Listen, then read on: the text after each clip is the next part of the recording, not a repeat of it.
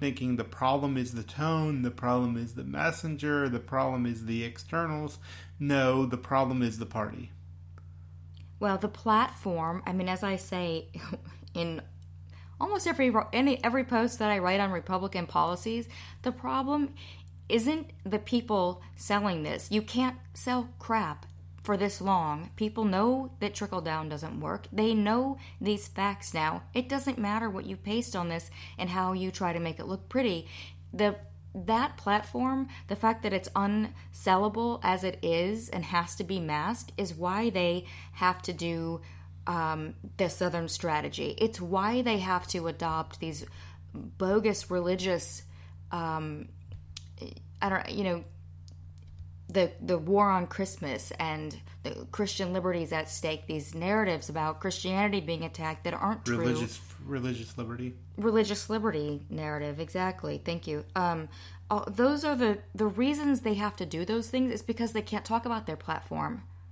Otherwise, if they could talk about their platform, they could be grown-ups. They wouldn't have to be stuck appealing to people like Donald Trump and Ted Cruz. And these people are a natural result of their platform. So when they try to divorce themselves from these people and from this state of affairs, it's, more power to them. Go ahead with your denial, but it's not changing anything. The platform basically remains, and probably has gotten more to the extreme degree. Immigrants are criminals.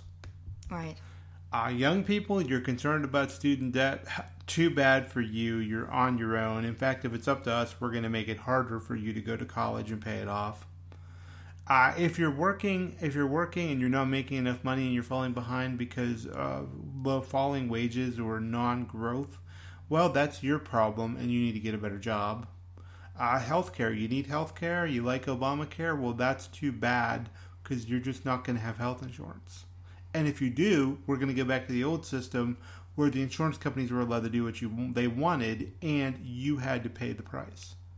So this is the platform. And you know what? This platform, it doesn't matter which of the four Republicans wins, it's still going to be the same basic platform. Well, that's their problem. That was their problem in every major election.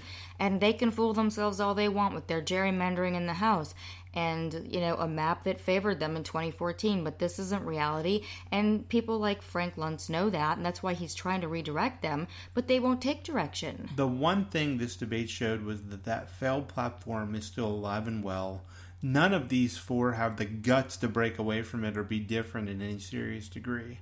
None of them... Well, the party can't afford to break away from this platform because all they have is catering to corporate interests in the top 1% or top 2%.